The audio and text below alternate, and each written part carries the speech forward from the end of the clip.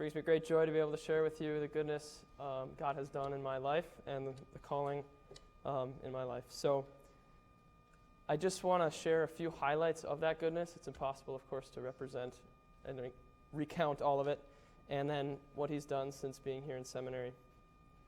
So first of all, my parents, loving parents. I have 5 siblings.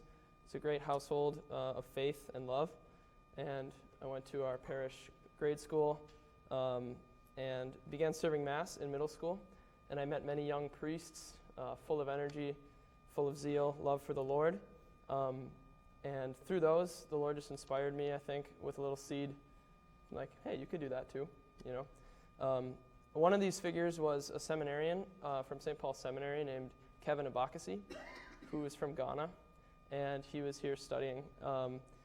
He was assigned to St. Charles as his teaching parish, and I got to know him over my middle school years, and he was just full of joy, just had this amazing laughter, filled the room wherever he was, and was a real servant. And when I was in 8th grade, I didn't know who I wanted to pick for my confirmation sponsor, so I asked him. He was a deacon at the time, and I realized from the seminarian's perspective that'd be kind of odd to have some random 8th grader you hardly know to ask to be your sponsor. But he graciously accepted and was my confirmation sponsor. I really loved him a lot. He went back to Ghana to get ordained, and he actually died 2 years later, so I never got to see him again. But he was a great example to me, and just one little gift the Lord gave along the way. So I went to the public high school, where my goal was to spread the faith, and one time, the first week of high school, I was at the soccer potluck, and I'm in line, and I hear this conversation, what is the church? And this guy answers, well, it's the institution founded by Christ upon the apostles, through which God gives us grace. And I'm like, what in the world? So I go closer and join the conversation, kind of chime in on this guy's side, like, yeah. Turns out this man's name is David Lewandowski. Some of you know him. He ended up coming to seminary 2 years later. Just a cool example for me on the soccer team. He has since discerned out, but great man and great role model. So fast forward throughout high school, I was involved in youth group, and the Lord blessed me with a great friend, Michael Maloney, who I've known since kindergarten. But together we started a small group to pray daily, and that's when I think I started asking the Lord more, what do you want with my life? That was my junior year of high school. And on my senior year, Michael had me come on a visit here, and I really loved it. Just fell in love with the joy, the life, the brotherhood, the prayer.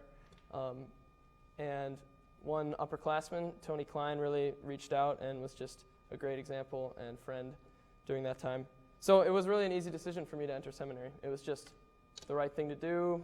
Other colleges were just kind of nice, but less. So this was just the right place to be. But I think since being in seminary, the Lord has just poured out abundant blessings upon my vocational discernment.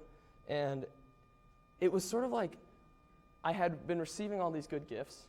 And imagine, here's an analogy. Imagine every day you receive chocolate. Like someone just gives you chocolate. You wake up, it's outside your room. You're just getting chocolate every day. It's great. You're grateful that you get to eat your chocolate. But you're just sort of vaguely grateful. You don't really have a person you know who's giving the chocolate, right? Stay with me. But let's say one day you realize that it was your dad giving you the chocolate every single day. Why? Just because he loved you. He just wanted to give you chocolate. And all of a sudden, wow, you'd have this immense gratitude for every piece of chocolate you got because you know the giver. And so I kind of had this belief that I had somehow deserved the good things that were happening in my life, my faith, talents, good family, whatever. But in seminary, the Lord has revealed, nope, he gave all those gifts just because he loved me. I was searching for that, why did I deserve it? But nope, it's totally undeserved, unmerited mercy. And it's because of that goodness that I've received that's what I want to give my life for. To share with others this goodness of our Heavenly Father, to share the joy it is to receive that gift. And I just hope my life can reflect that mystery of mercy as, God willing, a priest.